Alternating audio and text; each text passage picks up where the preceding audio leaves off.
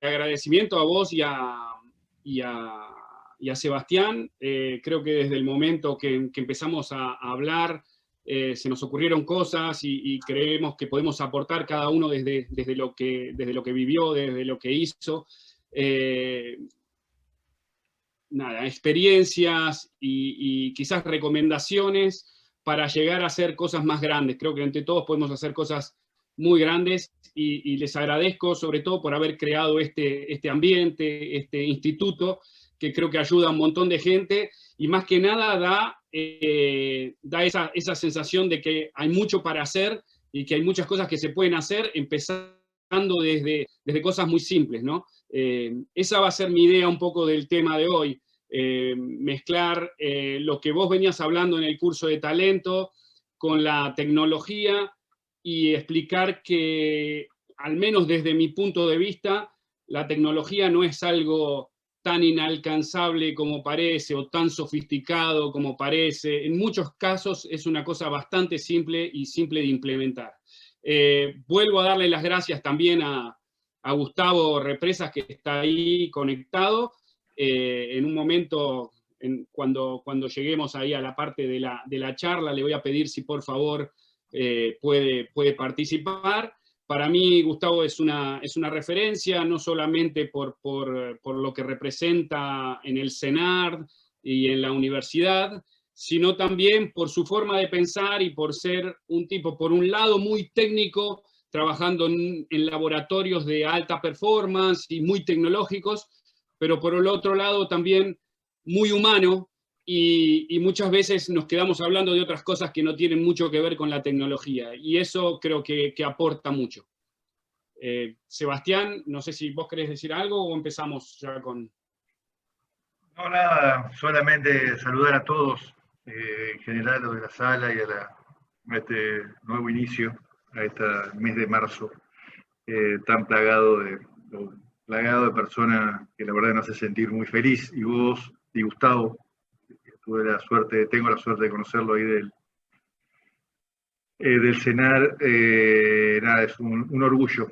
Y nada, no quiero gastar más tiempo y vayan por lo suyo, que lo hacen muy bien. Y nada, saludar a todos, a ustedes en particular y a todos en general.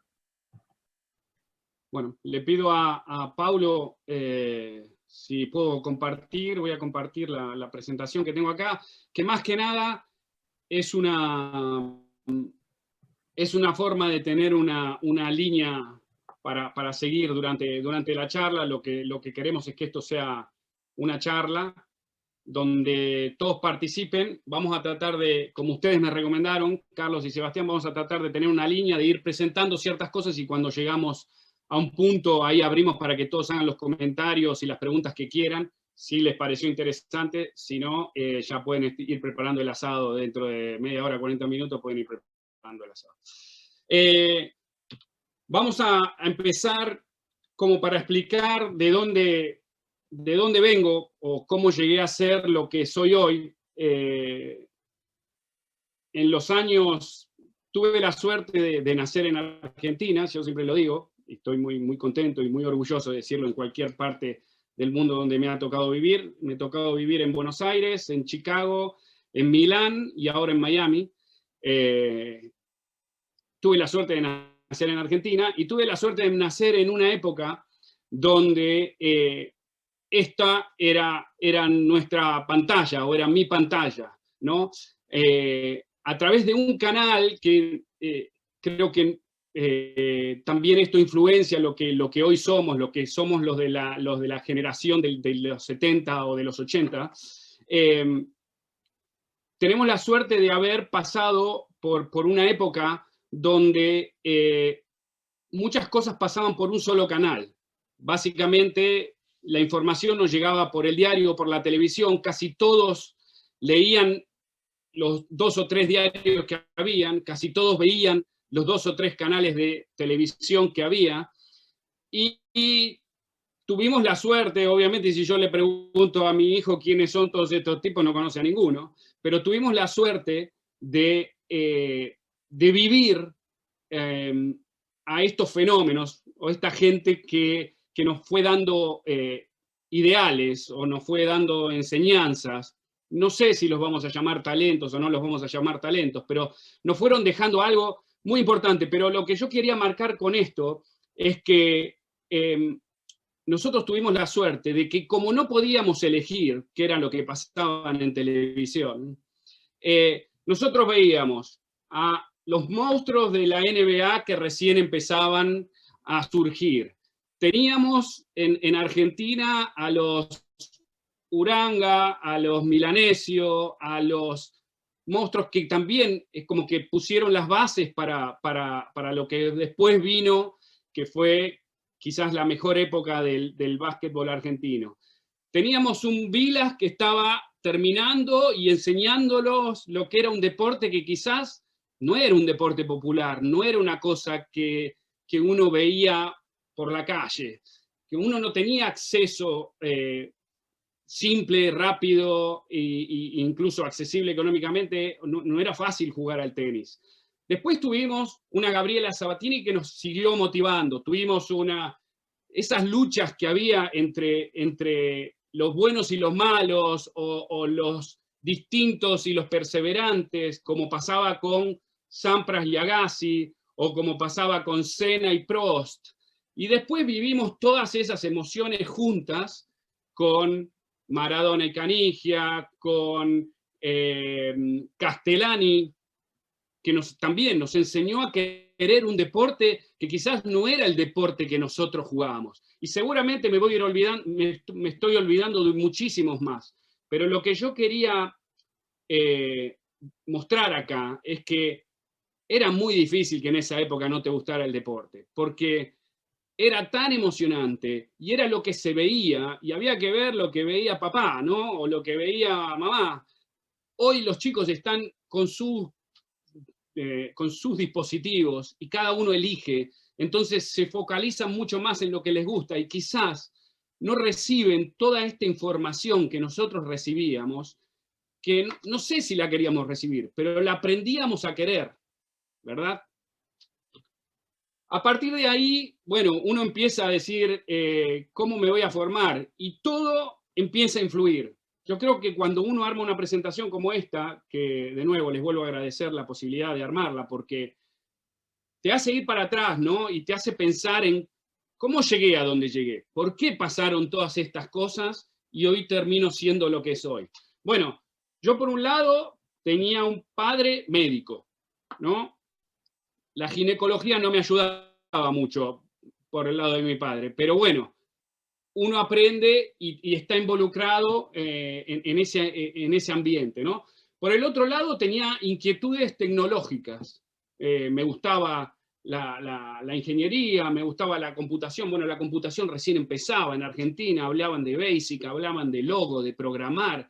Era una cosa rarísima. Y era ponerse horas y horas y horas a hacer que una tortuguita se moviera 20 centímetros o que una pelotita le pegara un palito. Y uno decía, bueno, pero en algún momento esto puede ser algo grande, esto va a ser interesante. Por el otro lado, tenía la suerte de que después de varias cosas que habían pasado en la familia, a mi madre le había interesado mucho la terapia y terminó siendo una de las primeras terapistas ocupacionales en Argentina. Todo eso se va mezclando con una vida en la ciudad, más familiares en el interior de la provincia de Buenos Aires, por la zona de 9 de Julio, Carlos Casares, General Alvear, etcétera, etcétera, etcétera. Y lo que creo que fue importantísimo también en esa época fue, al pasar los veranos en la casa de la familia en el interior de Buenos Aires, participaba mucho de las actividades que armaban los CEF, los centros de educación física en esa época. Creo que cumplían un rol importantísimo. La verdad que hoy estoy desconectado, no sé si lo siguen haciendo, pero en ese momento eran uno de los grandes centros del pueblo.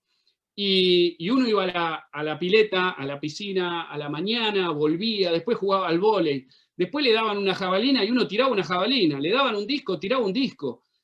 Hoy no se me ocurre acá, en el lugar donde vivo, si bien hay muchas facilidades, ¿dónde llevar a mi hijo a que tire una jabalina? Primero que no lo haría, creo que hay muy pocos padres que lo harían, porque dicen, no, porque el cuidado, y si mata a alguno, o si algo pasa, es un peligro, no, mejor no hacerlo, mejor lo pongo a hacer una cosa más tranquila.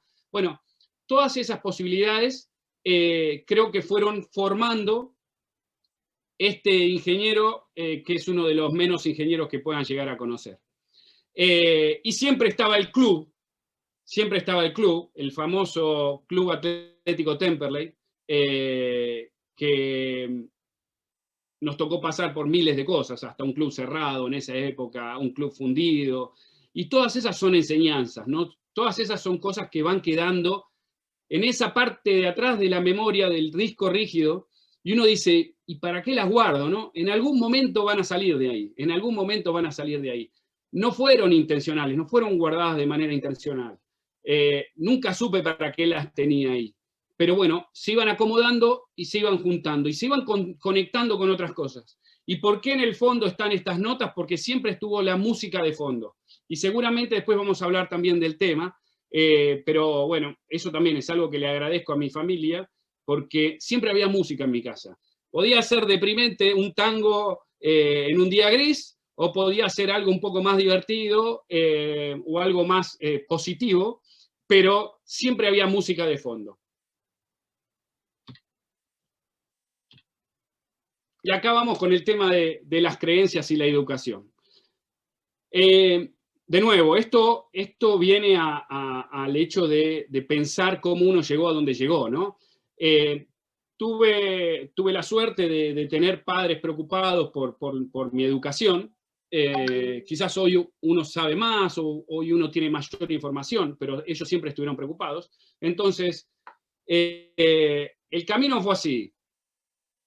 Colegio primario de curas, secundaria militar y universidad abierta y pública. Una mezcla increíble. No sé si había algún otro punto más para agregar, pero todo eso se agregaba a el club, a el barrio, donde mis amigos no iban a las mismas escuelas, no tenían las mismas inquietudes, pero siempre, si hay un talento, entre comillas, ahora vamos a hablar del tema, que creo que puedo aceptar o afirmar, fue que siempre mantuve mis contactos, siempre mantuve a mis amigos, y a mí me asombra cuando la gente dice, tengo pocos buenos amigos. Bueno, debo haber tenido mucha suerte, yo tengo muchos buenos amigos, y me cuesta mantenerlos. El problema es que ahora uno se puede comunicar con todos y es difícil seguir la línea con todos, pero tengo la suerte de tener muchos buenos amigos. El club, el famoso Club Atlético Temperley, y también el tenis también me dio muchas cosas en ese camino. Talento. ¿Y por qué digo más que antes? Porque a mí nunca me dijeron que tenía talento. Nunca me dijeron que tenía talento. Ahora me dicen talento. Cuando juego y me ven jugar me dicen talento. Cada vez estoy más lento, más que antes. Pero nunca me dijeron que tenía talento. Igual tampoco me importaba. Yo me divertía y lo disfrutaba. ¿Qué es el talento? ¿O qué pienso yo que es el talento? Y qué absorbí del curso de Carlos y, bueno, de algunas definiciones que encontramos. Es la capacidad, ahí dice capacidad intelectual, yo diría capacidad en general o actitud que una persona tiene para aprender las cosas con facilidad y para desarrollar con mucha habilidad una actividad. El talento es una manifestación de la inteligencia emocional y es una aptitud o un conjunto de aptitudes o destrezas sobresalientes. Me quedaría directamente con la primera oración, pero también dice que el talento puede ser heredado o adquirido. Y eso fue algo que comentó Carlos durante sus charlas. Es muy importante eso. Nadie nace sabiendo. Y si yo tengo un talento y no lo desarrollo, nadie se va a enterar que tengo ese talento. Después se va a transformar en capacidad, como explicó Carlos en la charla. Cuando te hablan de talento, mucha gente lo mezcla con el concepto de inteligencia. Y la inteligencia, bueno, como dice acá esta definición, es la facultad de la mente que permite aprender, entender o razonar.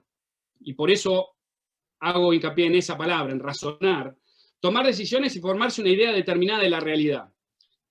Nunca me olvido, una de las clases que tuvimos en ingeniería electrónica en la UBA, en Paseo Colón, se llamaba inteligencia artificial. Eran desarrollos de sistemas para generar digamos, sistemas que respondieran a una pregunta, daban una respuesta.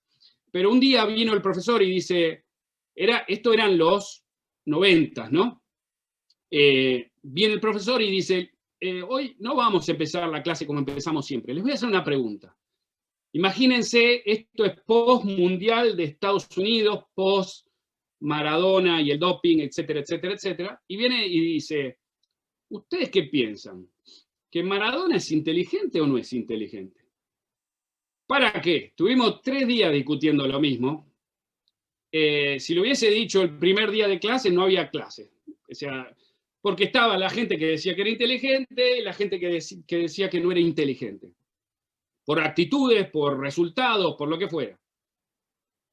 Y a mí siempre me quedó muy, muy claro ese concepto, porque él decía, bueno, jugando al fútbol es inteligente, es muy inteligente, porque en la misma situación que cualquier otro jugador, con las mismas condiciones, es capaz de aprender, entender y razonar mucho más rápido que otra persona. Entonces, es más inteligente. No podemos hablar de si es inteligente para cocinar o qué tipo de inteligencia tiene o de cualquier otra cosa. Pueden opinar de cualquier otra cosa, pero en ese ambiente, en esas circunstancias y con esas situaciones dadas, es inteligente. Y es más inteligente que los demás porque razona mucho más rápido. Eso siempre fue algo que todo el tiempo me acuerdo de esa clase. Entonces después Carlos pasó al concepto de capacidad, donde lo definimos como una circunstancia o conjunto de condiciones, cualidades o aptitudes que vamos adquiriendo, ¿no? Especialmente intelectuales, dice ahí, de nuevo, no estoy tan en consonancia con eso, que permiten el desarrollo de algo, el cumplimiento de una función o desempeño de un cargo. Cuantas más capacidades adquiera, más recursos voy a tener. Y en muchos casos nosotros les decimos a los profes que vienen a trabajar con nosotros o a los padres de los chicos que trabajan con esos profes, les decimos, dale situaciones, dale experiencias, porque a partir de esas experiencias ellos van a ir adquiriendo capacidades. De nuevo, no sé si después las van a usar, son como aplicaciones en el teléfono, les explicamos. Vos a veces las cargas y no sabés si después las vas a usar, pero si la tenés cargada, cuando la necesites, es un clic. Y eso ya queda en tu memoria, queda en tu disco rígido.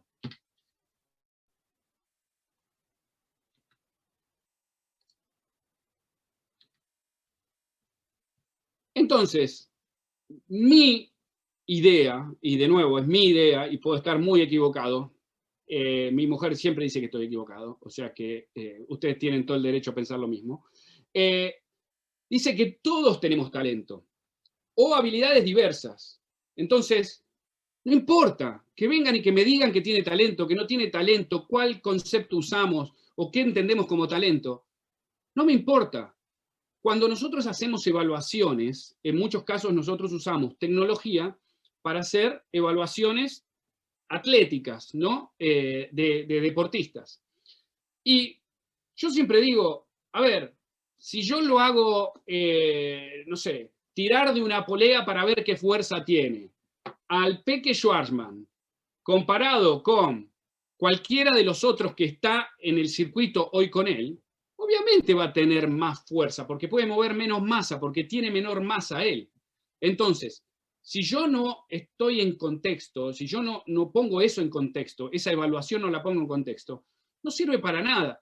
Y mucha gente me va a demostrar de que en realidad, probablemente dentro de 5 años saldrá un estudio donde dice que en realidad esa evaluación no servía.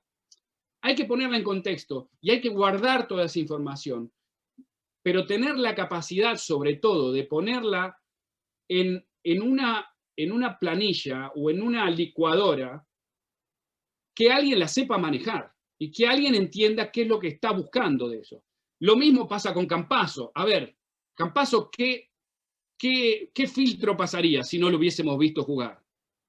Ni loco lo invito a jugar al básquet conmigo. Digo, es el más bajito de todos, ¿no? Lo pongo a jugar al tenis conmigo, lo pongo a jugar al fútbol conmigo. Por el físico que tiene, lo veo a Campazzo o lo veo a Federer. A mí me tocó en un momento participar de un entrenamiento de Kei Nishikori, uno de los jugadores que estaba dentro del top 10 de los tenistas, acá en Miami, antes del Miami Open. Y ese día entraron todos a entrenar. Entró Nishikori, después entró María Sharapova, una bestia física. Había 2 personas que la peloteaban y ella seguía. Después llegó Djokovic, después llegó Rafa Nadal. Rafa Nadal los gastó. Tenía 2 personas adelante, toda la tecnología alrededor de él. Tenía lanzapelotas, tenía recogedores de pelotas, tenía un analista, tenía dos que jugaban con él y uno que esperaba, porque sabían que los iba a cansar y los iban rotando. Después de ver este espectáculo, que realmente era un espectáculo de high performance, porque verlo era impresionante físicamente, más allá de que todas las pelotas entraban en la línea, se va él y en ese momento Federer trabajaba con Stefan Edberg, un gran conocido de nosotros de los 80, que después pasó a ser su técnico. Cuando entró, después de haber visto todo este circo de Nadal impresionante, entran Federer con Edberg en cancha, con 2 pelotas en la mano. Parecía que habían salido del banco a tomarse un café los 2. Impolutos, la raqueta en la mano, ni bolso, uno de cada lado, y era un espectáculo de ballet, no era de tenis. Ese fue su entrenamiento. Entonces, a ver, si yo evalúo los entrenamientos, digo, bueno, Rafa está sobreentrenado y Federer está subentrenado. ¿Cómo entiendo eso? ¿Cómo lo puedo entender? Hay que estar en el lugar y en el momento para entender cuál es la necesidad de cada uno. Y ahí es donde aparece la tecnología. Bueno, lo mismo yo siempre digo de Lionel Messi y de, para mí, uno de los grandísimos jugadores, Román Riquelme, que no hubiese pasado ninguna evaluación de las que hacemos hoy. Porque a la velocidad que iba no pasaba ninguna, no las terminaba ninguna en tiempo. Y tengo alguna que otra anécdota de evaluaciones con jugadores que dejan mucho para hablar. Entonces nosotros, la idea de hacer evaluaciones y de recolectar información en estos casos es para tener una idea de hacia dónde van las cosas y cuáles pueden ser algunas de las capacidades de esos chicos y orientarlos hacia algo que los haga felices. Y ya vamos a hablar del tema ese. Entonces, yendo a ese punto, lo que quiero recalcar acá es que, hablando como si yo le tuviese que hablar a mis hijos, basado en lo que he vivido, en el alto rendimiento, en la tecnología y cómo entrenan estas personas a las que veo regularmente, yo les diría que dejemos que prueben y que decidan basados en las experiencias, en las aptitudes y en la convicción. Yo tengo 2 hijos. Una hija que es 0 deportiva. Por más de que lo intente, no le gusta. No tiene esa convicción, pero es muy musical. Nosotros empujamos por una vida más saludable, por una vida más atlética, una vida más deportiva, y ella, con su convicción, nos llevó hacia la música. Y hoy es una gran música que nos ha demostrado que la música tiene mucho que ver también con el deporte. Por otro lado, tengo un hijo que es fanático del fútbol. Fanático del fútbol. Yo no soy fanático del fútbol, pero él ya venía con esa convicción desde muy chiquito.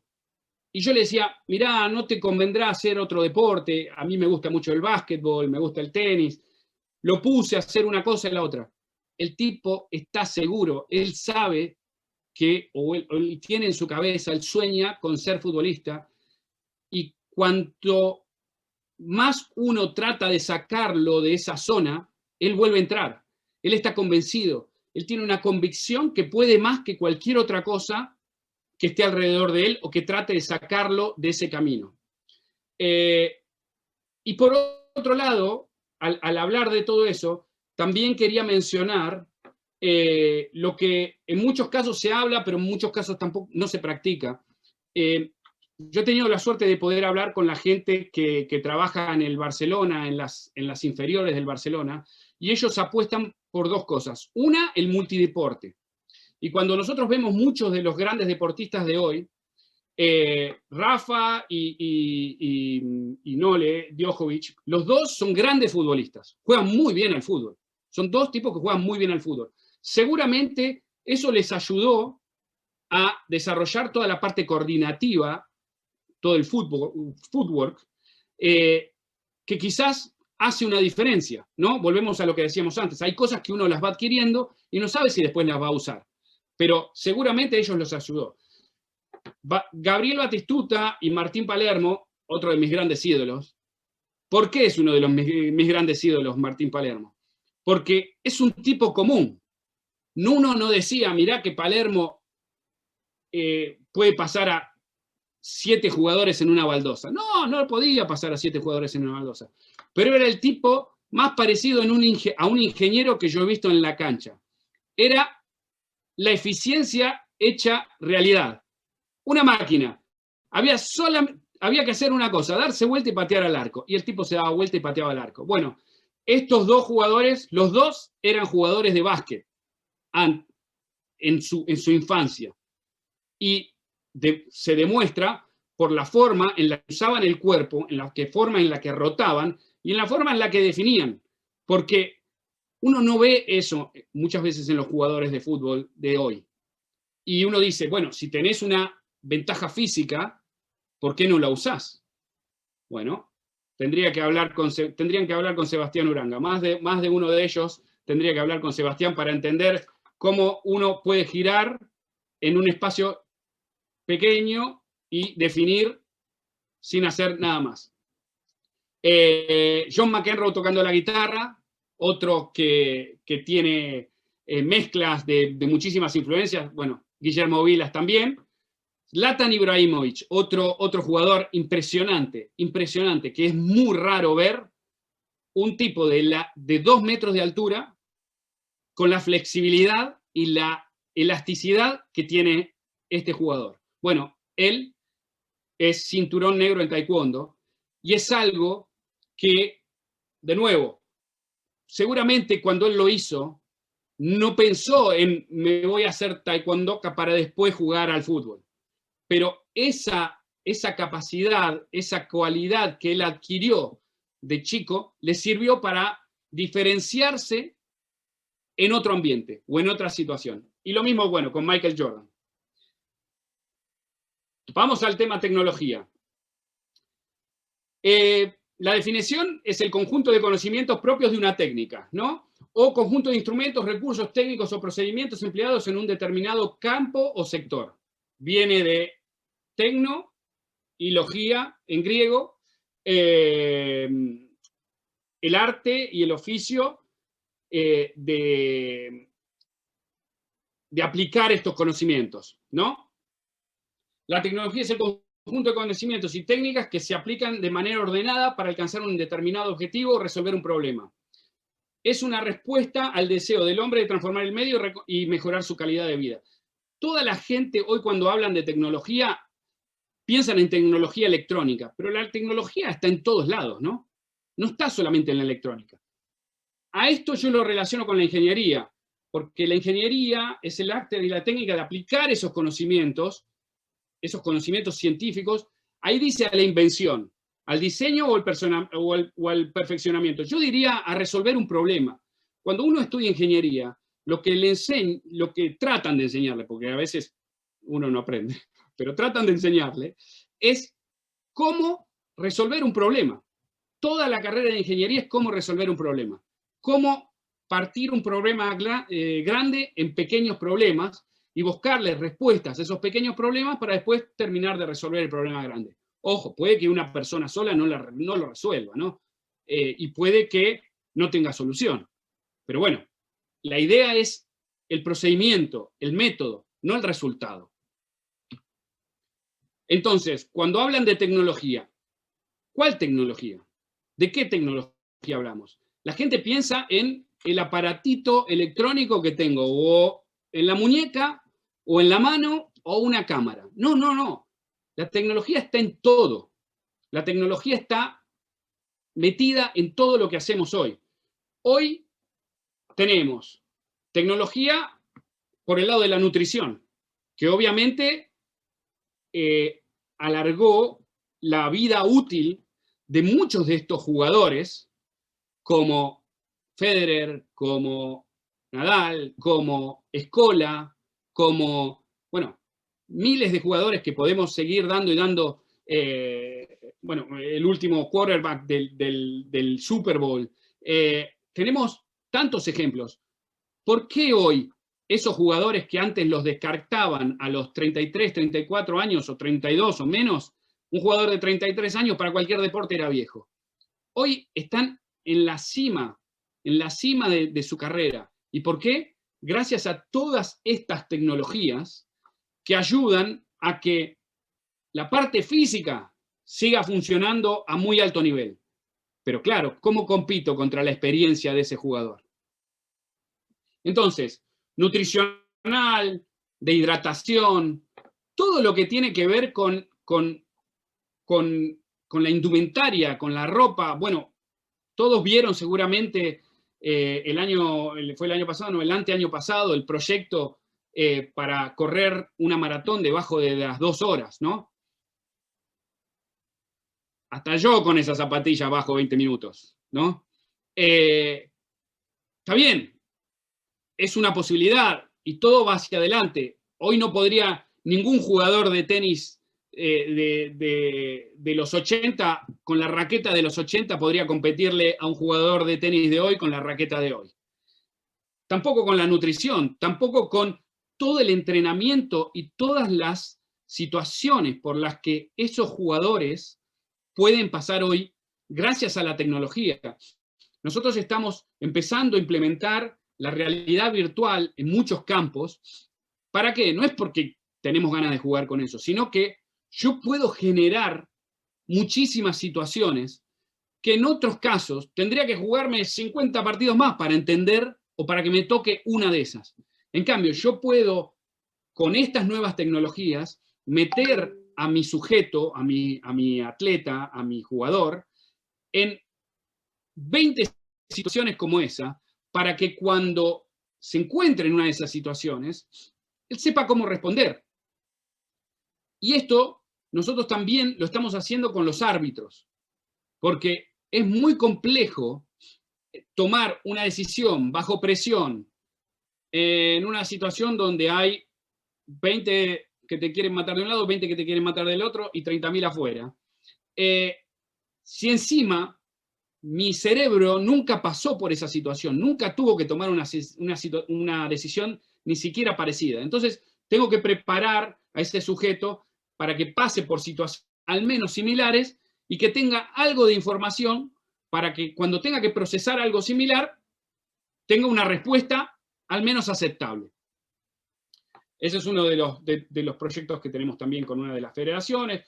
Bueno, después está toda la parte de análisis de la mecánica, de análisis del movimiento. Una máquina que funciona bien es una máquina que es eficiente, no está ni sobreentrenada ni está subentrenada. Y si hay algún pequeño desbalance con la cantidad de partidos, de requerimientos que un atleta de alto rendimiento tiene hoy, obviamente eso se va a romper. Entonces nosotros tenemos que buscar, gracias a la tecnología, tener información de todas esas pequeñas cosas para saber cuál es el eslabón de la cadena más débil y tratar de reforzarlo, porque sabemos que la cadena se va a romper por ahí, o lo más probable es que la cadena se rompa por ahí. Ahí es donde empiezan a aparecer todas las estadísticas porque hay veces que las cosas no se ven claramente, pero se ven venir. Si yo sé que un jugador, por ejemplo, con los sistemas de GPS que usamos para medir jugadores en campo, si yo sé que un jugador generalmente me rinde tanto, o sea, tiene un volumen de juego, cubre tantos metros por minuto, genera sprints de tantas velocidades, me puede generar. No es lo mismo generar un sprint a los 5 minutos del primer tiempo que a los 30 minutos del segundo tiempo. Si yo veo que esas cosas están cambiando, si algo se sale de la normalidad, tenemos sistemas donde se sabe con cuánta regularidad se pisa con una pierna versus la otra pierna. ¿Qué pasa? Cuando yo tengo un dolor, empiezo a levantar la pierna, ¿no? Dejo de pisar con esa pierna. A veces es imperceptible. Pero si yo lo pudiese medir, que hoy ya lo podemos medir, porque la tecnología nos da esa posibilidad, yo puedo llamarlo al jugador. Nosotros tuvimos ese caso en una selección nacional, en latinoamericana, donde el jugador no quería salir. Y el profe le decía, vení para acá, ¿te pasa algo? No, profe, estoy bien. Yo quiero seguir jugando.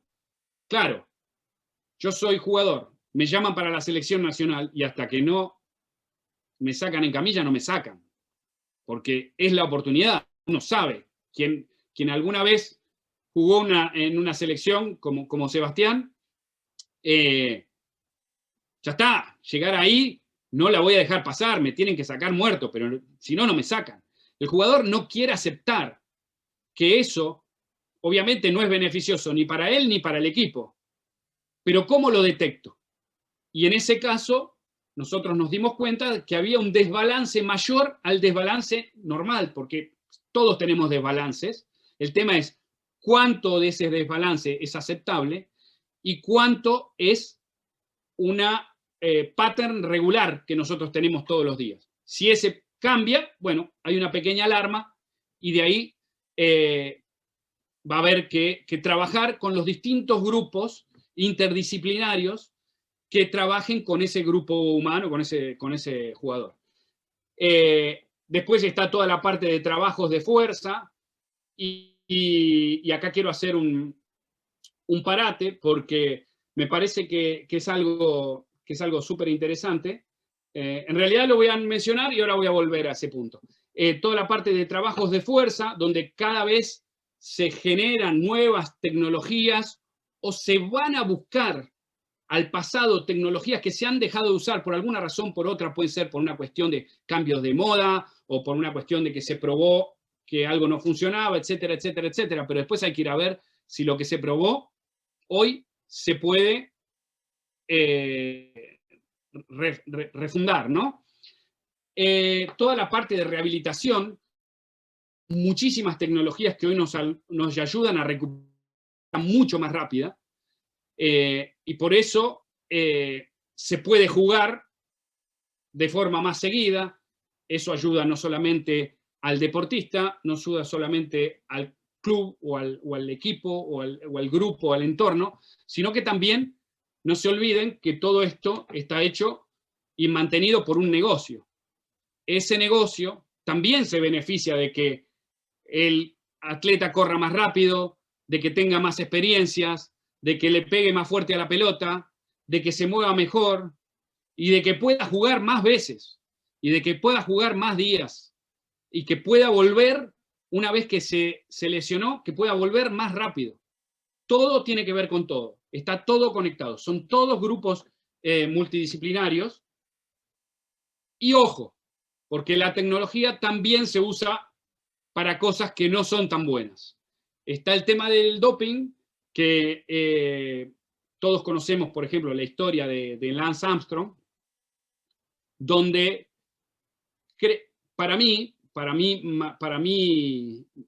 mi punto de vista o para mi experiencia, creo que se llegó a lo más alto de lo que uno puede pensar que es posible, por lo menos para nosotros, los normales, digámoslo así, no los de elite, no los de alta performance.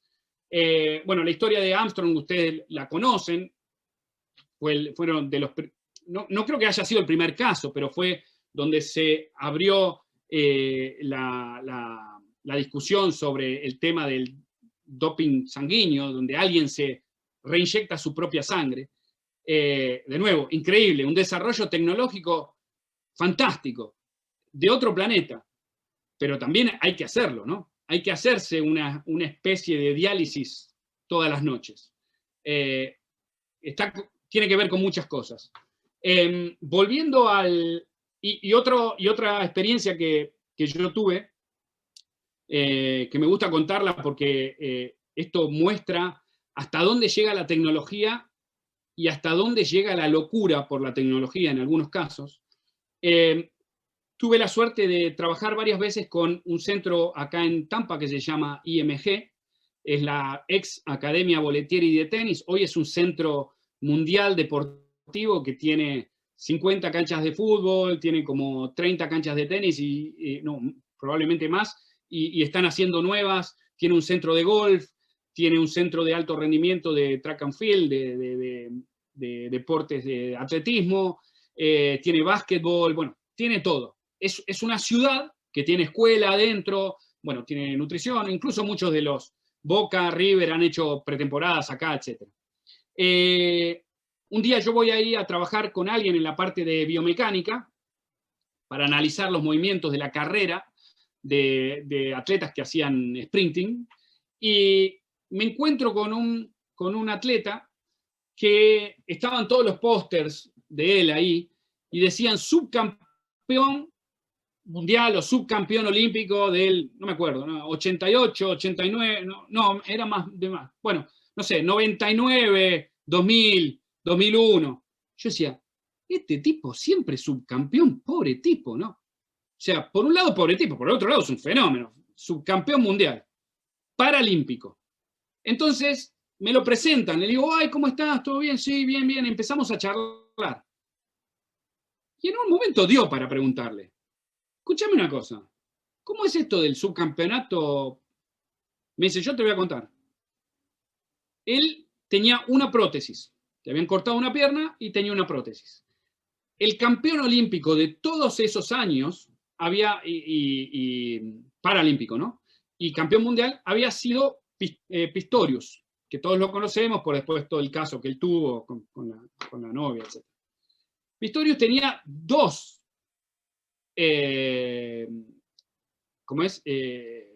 reemplazos.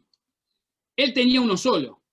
Y entonces dice, en ese momento, los que tenían dos corrían con los que tenían una. Después se cambió esa regla. Y él me decía, claro, las prótesis estaban tan desarrolladas ya en ese momento, que incluso Pistorius estaba pidiendo correr como regular en la liga abierta, y no lo dejaban. Porque claro, con esas prótesis, él ya tenía ventaja por sobre los regulares, digámoslo así. Y este chico me contaba que era tal la locura y tal la obsesión a la que él había llegado, que había pensado en pedir que le cortaran la segunda pierna. A ese momento uno se plantea un montón de cosas, ¿no? Y dice, bueno, ¿hasta dónde puede llegar la locura del alto rendimiento? Dos comentarios más para hacer acá.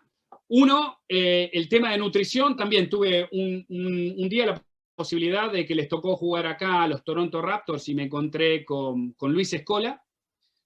Y tuvimos una charla que no tuvo nada que ver con los chiches electrónicos, ni lo que íbamos a medir, ni nada.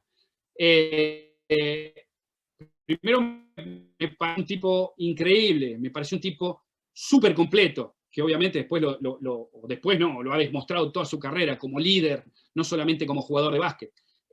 Pero me fascinó todo lo que me habló de la dieta paleo y cómo tanto él como Manu, como Pepe Sánchez, como todo ese grupo, habían cambiado la mentalidad de todos los que venían abajo. Y creo que comían una vez pescado por semana o 2 veces. Increíble, ¿no? Porque él dice, estos tipos le cambiaron la cultura del asado a 20 argentinos. No es fácil, porque a 20 italianos se la cambio rápido, pero a 20 argentinos. Ahora, los resultados siguen estando a la vista, ¿no? Increíble. Un tipo de arriba de los 40 años que sigue trabajando al altísimo nivel. Y otro tema, para volver acá sobre el tema tecnología, esta foto es de una tecnología que se llama, bueno, son máquinas inerciales, se utilizan para trabajar la fuerza y también la potencia. Esta tecnología se desarrolló en los años 60 para entrenar a los astronautas cuando iban al espacio, al no tener gravedad, no podían trabajar con peso. Entonces, tenían que trabajar con algo que les generara resistencia, y entonces inventaron estos platos que giran y estos conos que giran, que uno los tiene que acelerar para romper la inercia y después desacelerar y volver a acelerarlos. Bueno, cuento corto, una empresa de Sunchales en Argentina, que son grandes amigos míos, siempre me invitan a comer asado porque saben que no voy a ir, porque si no, no me invitarían. Pero esa empresa de Sunchales tomó esta tecnología y estas tecnologías se habían básicamente dejado de usar por varios años y crearon una línea completa de máquinas, se llaman Evolution para los que están ahí en Argentina, crearon una línea completa de máquinas que hoy las usan no solamente la selección argentina de vóley, la selección argentina de básquet, la selección argentina de fútbol, sino también las usan River Plate, Boca Juniors, Racing, bueno, todos los equipos de Argentina, pero también la selección de Brasil, también la selección de Colombia, también la selección de Perú, también, y ya estamos empezando a trabajar, bueno, Juan Martín del Potro, un montón de jugadores, y ya estamos empezando a trabajar con ellos acá en Estados Unidos. Lo veo como un caso súper motivador, porque cuando uno, de nuevo, uno está en Argentina y dice, ¿qué me voy a poner a hacer esto? Yo, con lo que hacen los alemanes, con lo que hacen los noruegos, con lo que hacen los americanos. Bueno, estos chicos tuvieron la idea, no son tan chicos ya, tuvieron la idea de reflotar esto y ponerle ese extra que ellos pudieron, y miren lo que salió. Realmente creo que son un ejemplo y que es algo para siempre tener en cuenta cuando a mí un ingeniero hoy me llama y me dice me quiero ir de Argentina, acá no se fabrica nada, no se hace nada.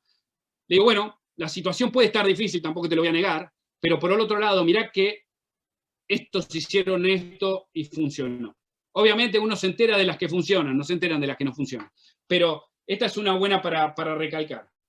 Y después, de nuevo, hablando de las nuevas ideas y hablando de los trabajos interdisciplinarios, cuando yo empecé a trabajar con luces, hace un tiempo, creo que ahí fue donde nos conectamos, Carlos, me tocó ir a trabajar, a empezar a probar, ¿no? Cuando uno empieza a trabajar con estas tecnologías, tiene que ir a probar. Primero las tiene que probar uno, creo yo. Y segundo, tiene que ir y probarlo con alguien y aguantarse todo lo que vayan a decir. Bueno, me dijeron de todo. Cuando empezamos a trabajar con estas luces para la parte de reacción y toma de decisiones y visión periférica, etcétera, etcétera, etcétera, me tocó ir a entrenar a un peleador de UFC acá en Miami, que me decía, pero vos estás loco, yo le pego a la gente, no le pego a las luces. Bueno, un fenómeno, un tipo que venía de pelear en la calle. Difícil, muy difícil, muy difícil. No lo convencí la primera vez, no lo convencí ni en la 10ª vez, creo que lo convencí en la 20ª vez. Pero bueno, ahí está el tema de que si uno está convencido de algo y piensa que eso va a funcionar, tiene que seguir hasta que le digan que sí. Y nunca se sabe cuándo va a ser esa, porque siempre uno puede parar en la vez anterior, ¿no? El tema psicología deportiva, Carlos me imagino también que ha tenido que remar el tema. Yo sé de muchas historias, de muchos clubes, donde contrataban psicólogos y pobre tipo, le hacían la vida imposible, lo volvían loco, Y si era psicóloga, peor. Más todavía. De nuevo, fíjate cómo hoy todos los grandes clubes tienen psicólogos, o deberían tenerlo, ni hablar. Ya está probado, ¿no? Ahora no es una duda. todos los grandes clubes. Nosotros tuvimos la suerte de trabajar con Sandra Rossi, tuvimos la suerte de trabajar con River desde el primer momento que empezó la era Gallardo. La gran suerte, por el lado tecnológico, la tuve gracias a que el profe Pablo Dolce es un tipo genial y venía de trabajar muchos años en un gimnasio que hay en Buenos Aires con el doctor Lentini, con Diego Giacchino, con otros profes que hoy están en lo más alto de la carrera de ellos. Y cuando empieza la era Gallardo, que vinieron a hacer una pretemporada, un hotelito chiquito, muy chiquito, acá casi en los Everglades, atrás de Miami, trajeron a una tal Sandra Rossi. Y Sandra Rossi hacía esto, trabajaba en la toma de decisiones, trabajaba en la reacción de los jugadores. ¿Qué decir de una mujer en el fútbol que venía y les encendía dos lucecitas? Ah, vende humo, no sabe nada, déjala, tienen ganas de... Todavía no existía el Instagram, pero o no estaba tan presente, pero no, venden humo. Yo soy hincha de Boca. Hace 5 años que los vengo sufriendo. No puede ser, no puede ser.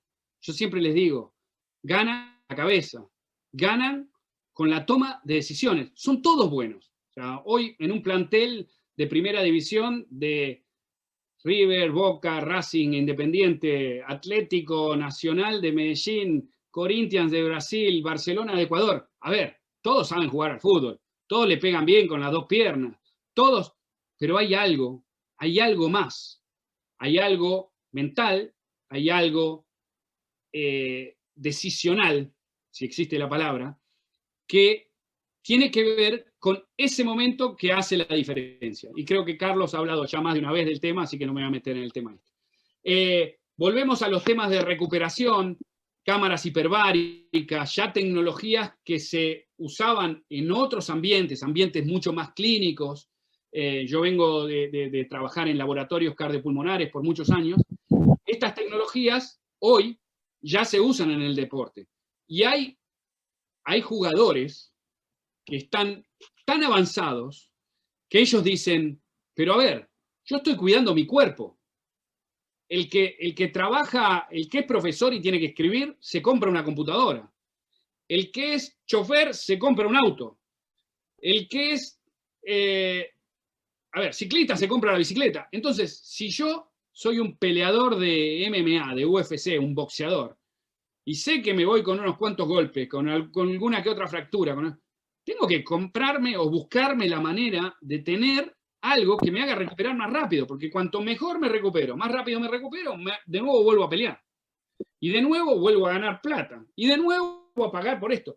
Y ahí está la gran diferencia de los que están más arriba que los demás hoy. Djokovic es una máquina. El tipo tiene todo pensado. No tiene pensado solamente cómo le va a jugar al próximo. Tiene pensado cómo, y si no lo sabe él, lo sabe el que lo asesora. Obviamente, ahí está el gran problema hoy a descifrar, ¿no? ¿Cómo hace un chico, como decíamos el otro día acá, que es un jugador de tenis en Argentina? Por eso es tan valioso lo del Peque Schwarzman, por ejemplo, o otros personajes que tenemos en la zona, ¿no? ¿Cómo hace un chico que tiene que viajar de Argentina para venir a jugar un torneo en Estados Unidos, pierde en la primera ronda y no tiene plata? Porque yo lo sé, hay muchos jugadores que no tienen plata para quedarse acá 2 semanas esperando que empiece el segundo torneo. Se tiene que volver a Argentina, se come otro viaje de 10 horas, no viaja en primera, vuelve al invierno, jugó acá en el verano, vuelve al invierno, o jugó acá en el invierno, vuelve a Argentina en el verano. Va a jugar otro torneo, otra vez se come otro viaje de 10 horas. No viene al Hilton de al lado del estadio, viene a un albergue juvenil que está a 2 horas y se toma un Uber el pibe para llegar. Entonces, es tanta la diferencia hoy que hay que empezar a estandarizar eso, hay que tratar de empezar a balancear eso. Y balancear eso creo que tiene que ver con la eficiencia del uso de las tecnologías. Entonces, tenemos que empezar Cualquier otro que trabaja vendiendo equipos o sistemas tecnológicos te diría, no, hay que comprar más, porque cuanto más compres, mejor. Yo te diría, no, hay que usar lo que hay al 102%. No hay que volverse loco, porque tenemos los casos de grupos de gente que compran cosas y usan el 20% de eso. Y después quieren comprarse otra cosa y después dicen, no me alcanza. Y claro, no te va a alcanzar, porque siempre hay algo más para comprar. Tenés que usar todo lo que tenés y tratar de informarte y tratar de rodearte de gente que sepa y que pueda conectar todo eso.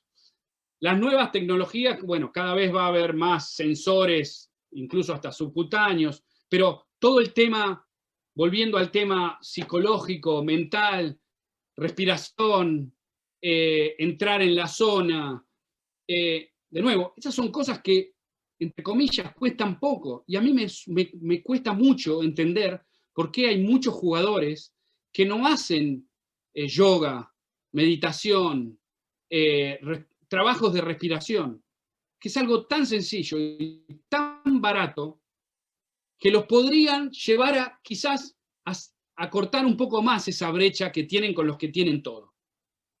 Bueno, hay sistemas de entrenamiento con restricción de flujo sanguíneo, y después está todo el tema de la información genética, que cada vez se empieza a manejar más y más, y bueno, si yo puedo tener mejor información de qué tipo de fibras tengo, de cómo trabaja mi fisiología, etcétera, etcétera, etcétera, obviamente puedo orientar mi entrenamiento, puedo orientar mi nutrición, etcétera, etcétera, etcétera. Y ahí volvemos al tema de las bases. ¿Por qué vuelvo al tema de las bases? Porque nosotros hace un tiempo, hace 2 años, 2 años y medio, empezamos un programa que se llama Montessori Gym, que ahora vamos a hablar en la próxima diapositiva. ¿Cuál es el tema? Un día yo voy a hablar con un preparador físico ahí en IMG y le digo, bueno, ¿qué más necesitas? Mirá, podemos poner drones, podemos poner cámaras, podemos poner sensores subcutáneos, podemos poner lo que quieras. ¿Qué más necesitas? Me dice, Martín, ¿vos sabés lo que necesito? Necesito chicos que sepan saltar. Necesito chicos que sepan correr. Necesito chicos que sepan cambiar de dirección, porque tengo chicos de 18 años, de 17 años, de 20 años, que están con nosotros, que son atletas de alto rendimiento, y no saben saltar, o sea, no saben la técnica del salto y la caída, no saben acelerar y desacelerar. ¿Y qué pasa? Claro, cuando les empezamos a meter carga, eso se rompe, hay algo que se rompe. Cuando yo salto a los 8 años, peso 40 kilos, como pesa mi hijo hoy, caigo mal, la rodilla se la aguanta. Ahora, preguntale a Sebastián, ¿cuántas veces saltás cuando estás jugando para la selección, estás entrenando para la selección, y pesás, no sé cuánto pesaría Sebastián cuando estaba jugando para la selección, pero son tipos grandes, son tipos pesados, ¿no? O jugadores de vóley, o mismos jugadores de tenis, ¿no? ¿Cuántas veces se genera una torsión de la espalda? Todo eso viene de las bases, ¿no? Si nosotros pudiésemos enseñar eso a nivel escolar, y Argentina todavía tiene grandes clases de educación física, todavía tiene grandes profesores de educación física. Lo que uno ve acá es tremendo. Acá en las escuelas, y lo peor es que muy probablemente se copie esto, no se copie lo que se hace en Argentina. La estandarización mundial, lamentablemente, parte de acá, todo lo bueno y todo lo malo. Entonces, cuando nosotros vimos eso, y vimos que acá, por ejemplo, las escuelas públicas de Estados Unidos cortan los recreos, no hay recreos. Entonces uno dice, a ver, ¿cómo puede ser? ¿Un chico está sentado toda la mañana? ¿Ustedes piensan que eso puede llegar a ser bueno? Cuando vimos todo eso, fuimos a hablar con la escuela donde estaban nuestros chicos. Y nosotros teníamos la posibilidad en ese momento de mandarlos a una escuela Montessori. En una escuela Montessori se trabaja de manera bastante individualizada, de manera independiente, los chicos aprenden trabajando entre ellos, se los deja ser, se los deja trabajar, se trabaja basados en la observación y se intenta potenciar los intereses y valorando los intereses y las cualidades de cada uno. Entonces dijimos, bueno, es el ambiente ideal. Fuimos a hablar con la dueña de la escuela, es una escuela privada, y decía, no, yo, educación física, me traigo una tenista conocida. Nos volvimos locos. Dijimos, ¿qué tiene que ver un chico, los 4 años, 5 años, jugando, que no tiene que vos lo ves que no tiene las habilidades básicas cubiertas? Ese chico no sabe correr, no sabe saltar. Encima, a ese brazo que mide 60 centímetros, 70 centímetros, le voy a agregar una raqueta de otros 60, 70 centímetros, que genera una palanca mucho mayor sobre ese hombro que todavía no está ni preparado. O lo voy a hacer jugar tenis a mi hijo que es malísimo jugando al tenis, entonces no lo van a poner. O lo voy a hacer jugar al fútbol a mi hijo que es malísimo jugando al fútbol, entonces tampoco va a jugar. Eso no solamente afecta a la parte física, fisiológica de ese chico y de esa persona hacia el futuro, sino que aparte la parte psicológica, ¿no? Dice, bueno, yo ya de chico se ve que no soy de los que tienen talento, se ve que no soy de los que van a elegir. Entonces ya le estás minando ese amor que él puede llegar a tener por uno mismo, o esa capacidad de pensar de que él sí puede hacer cosas. Ahí es donde nosotros empezamos a pensar, bueno, va a haber que hacer algo. Y empezamos a pensar en todo lo que hacíamos y los que nos habían contado de estos atletas. Y cuando empezamos a conectar cosas dijimos, pero bueno, esperen, el problema es el mismo casi en todas los rangos etarios, ¿no? Los chicos tienen ese problema, me están contando que los atletas tienen ese problema, porque no saben saltar. Tenemos que enseñarles educación física, la educación física que nosotros teníamos de chicos. Y los ancianos también tienen ese problema. Este es otro caso que se demuestra increíblemente en Estados Unidos, donde la gente no se mueve. Cuanto más grandes son, menos se mueven. A mí me da mucha pena ver a alguien que, porque parece que tiene dinero, capacidad, digamos, la posibilidad de comprarse una especie de scooter eléctrico, anda por el supermercado comprando cositas y poniéndola en el canasto, y digo, y este tipo no se mueve. O sea, ya decidió que a partir del día que compró eso, no se va a mover más. Va a vivir sentado toda su vida. Es tremendo, ¿no? Es algo muy, muy, muy, muy triste. Entonces dijimos, bueno, tenemos que desarrollar algo para tratar de ver si podemos hacer algo con la base. Y ahí es donde nació la propuesta de Montessori. Tratamos de desarrollar no solamente un programa, sino también un espacio, un ambiente, como si fuese, ahora están muy de moda los gimnasios funcionales, ¿no? El entrenamiento funcional. La palabra funcional tiene que ver con lo que uno hace el día a día. O sea, levantar una bolsa de papa es un entrenamiento funcional, porque es lo que yo voy a hacer después durante el día. Si me bajo de la cama rotando el tronco y después primero las piernas y después el tronco, si yo hago un movimiento de ese estilo, es un entrenamiento funcional, porque es algo que lo voy a usar en el día a día. Entonces, en un formato de gimnasio funcional y basados en la ideología de María Montessori, que a quienes no hayan tenido la posibilidad, seguramente lo han escuchado, pero quienes no hayan tenido la posibilidad de leer sobre María Montessori, María Montessori fue una médica, fue la primer médica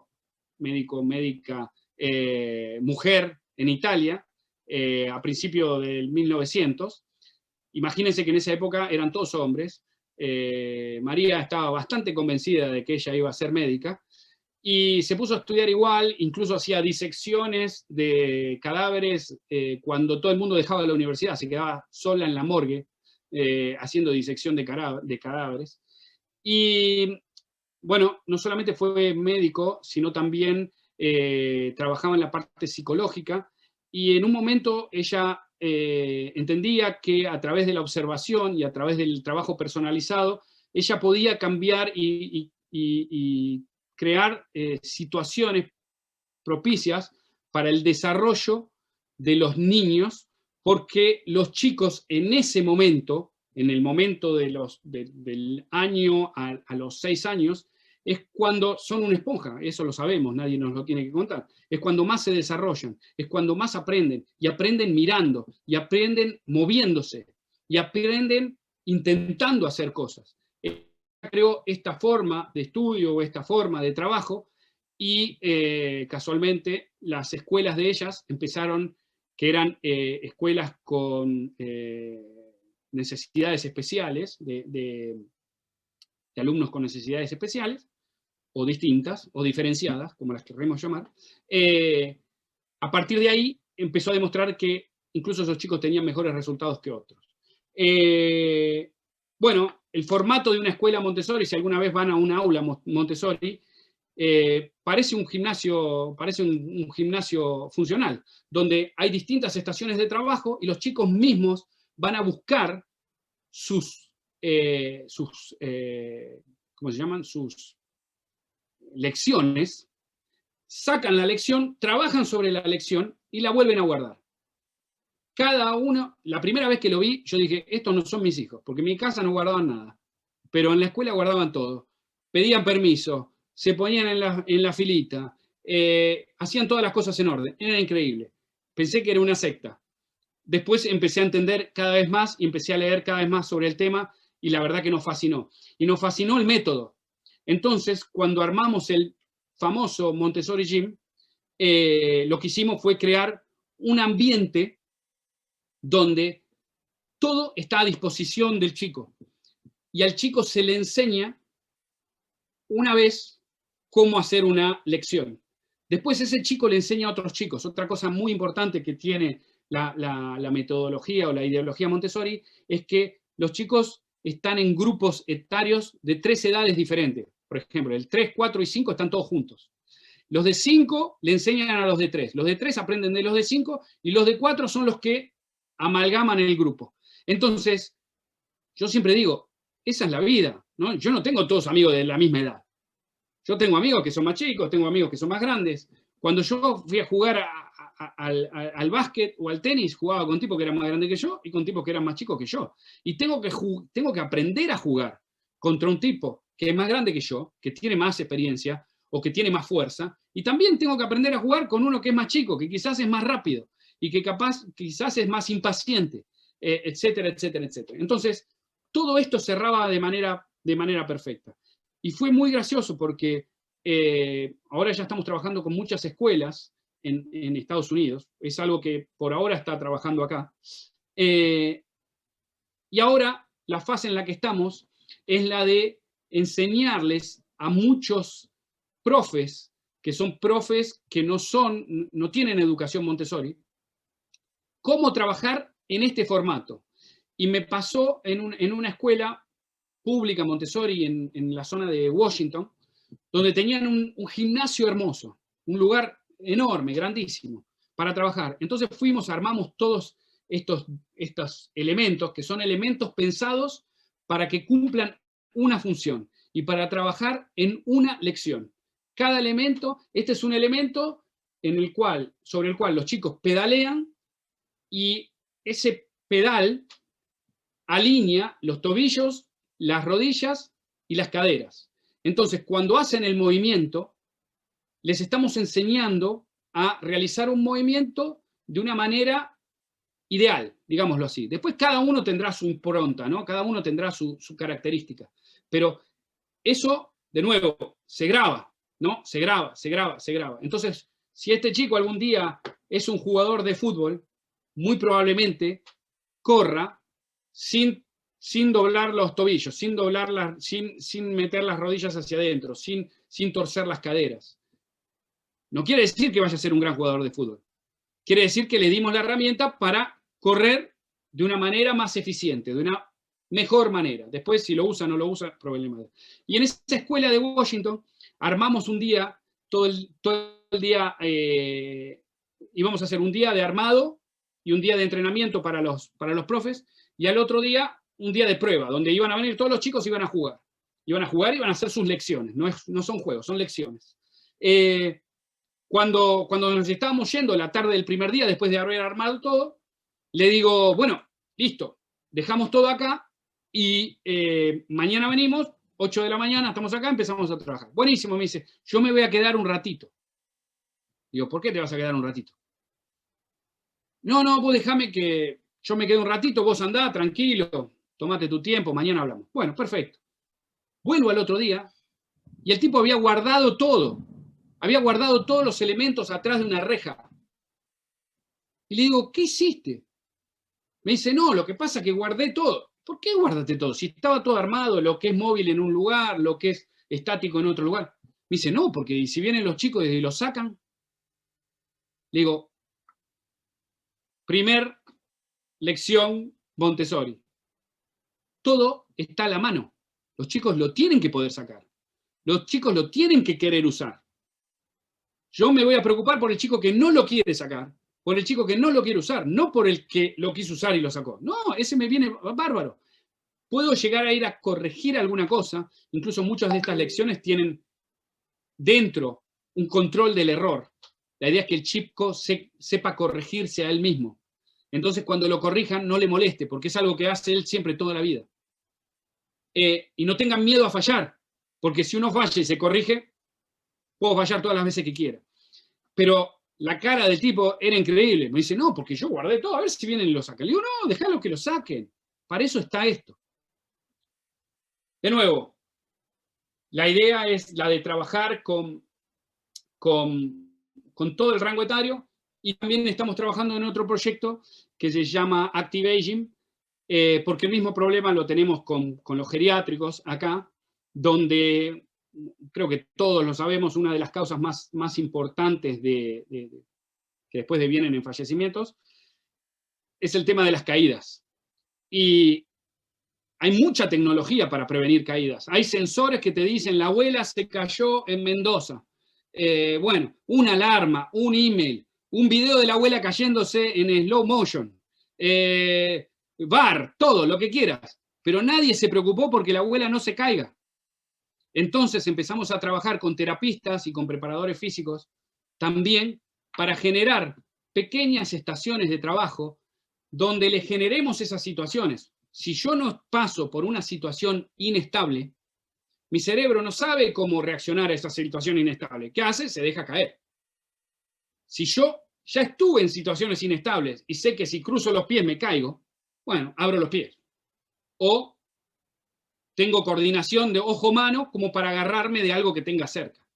Pero es un entrenamiento, como cualquier otro entrenamiento. Solo para dejarlo ahora, hacer algunos comentarios a Gustavo, les quería mostrar algunas de las cositas, pequeñas cosas que hicimos. Déjenme salir de acá. Siguen viendo mi pantalla, ¿verdad?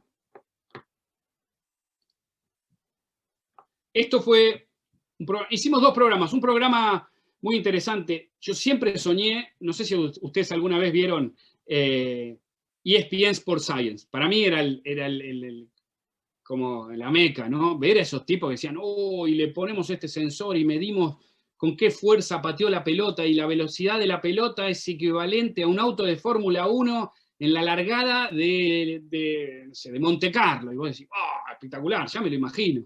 Impresionante el pelotazo ese. Entonces, siempre fue mi idea, siempre buscar la posibilidad de hacer algo como eso. Y tuve tres posibilidades, no una, tres posibilidades. Una, la de trabajar con la gente de ESPN Sports Science acá en Los Ángeles, porque uno piensa que esos tipos son inalcanzables y que esos tipos se las saben todas. Pero a veces uno cae con una idea y dice, no, la verdad que si la traes, probamos. Y ahí uno engancha y se da cuenta que son de carne y hueso como cualquiera de nosotros, ¿no? Entonces, tuve la posibilidad de trabajar con ESPN Sports Science en la parte de consultoría para tecnología. Tuve la posibilidad también de trabajar en un programa que hicimos en Argentina antes del Mundial de Brasil, que se llamó Fútbol 360, donde se había armado un estudio, algo pueden encontrar por ahí en YouTube, Fútbol 360, se había armado un estudio y teníamos que medir cosas. Obviamente, cuando hay televisión de por medio, hay que medir hasta lo que no se mide. Pero fue súper interesante porque al mismo tiempo estaba trabajando con un grupo del CENAR y con una persona que es muy amigo de Gustavo. Y ellos no daban el brazo a torcer. Ellos decían, nosotros somos científicos, nosotros venimos a mostrar lo que da. Si no da eso, no lo mostramos. Así que hubo que aplicar mucha ingeniería para hacer que ambos grupos quedaran satisfechos. Se tenía que ver bonito, pero también tenía que ser real. Y lo mismo pasó con un programa que hicimos en Brasil que se llamó Laboratorio de la Lucha, o Laboratorio da Luta, que les muestro acá una presentación. O MMA na mira da ciência.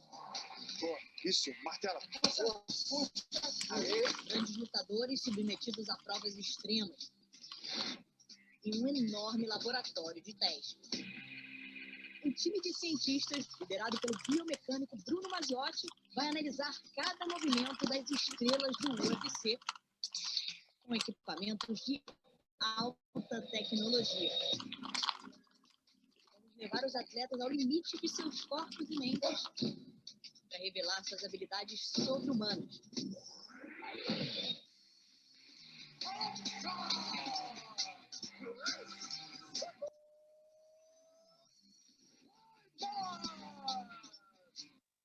Bueno, se pudo ver, ¿no? Haceme así, Carlos, si se vio bien. Bueno, ¿qué me enseñó esto? Que es fantástico, que todo se puede hacer, que todo se puede lograr. Nunca me había imaginado que nos íbamos a meter en un estudio que medía como una cancha de papi fútbol, o más grande, con drones filmando adentro, con estos tipos que son capaces de romper cualquier cosa y si la rompen se ponen contentos, de los cuales soy amigo de varios de ellos. Uno de ellos es Santiago Poncinibio, el peleador argentino que estuvo en este show y entrena acá nomás ahora y nos hemos vuelto muy amigos. Me enseñó muchísimo, me enseñó a no tener prejuicios porque aprendí que esta gente que yo pensé que entraban a un octógono y se mataban y era todo lo que querían y todo lo que pensaban y todo lo que sabían una barbaridad de entrenamiento, una barbaridad de nutrición, una barbaridad de tecnología, una barbaridad de todo. Es que si no te matan, si no estás preparado a ese nivel, te matan. Vos jugás contra Federer y no estás preparado, te gana 6-0, 6-0, se va a la casa y vos te vas bastante triste, nada más. Pero uno de estos te meten en una bolsa cuando te agarró. Entonces, la presión es grandísima y la tensión y la preparación tiene que ser realmente de otro nivel. Así que, bueno, esto nos ayudó primero a no prejuzgar, segundo a que cualquier deporte que venga nos viene bien, porque si nos viene bien y entramos en eso y aprendemos cosas sobre ese deporte, muy probablemente las podamos usar en otro deporte. Hace ya un tiempito que nosotros, hace mucho tiempo que venimos usando tecnología de tracking de GPS con jugadores de distintos deportes, hockey, rugby, fútbol, y ahora desarrollamos una tecnología para el polo, donde en este caso esa tecnología se le pone al caballo, porque el que corre es el caballo. Si bien el polista tiene mucha presión, tiene requerimientos físicos, el caballo es el atleta. Así que, bueno, también estamos trabajando en eso y todos los días hay algo más para hacer.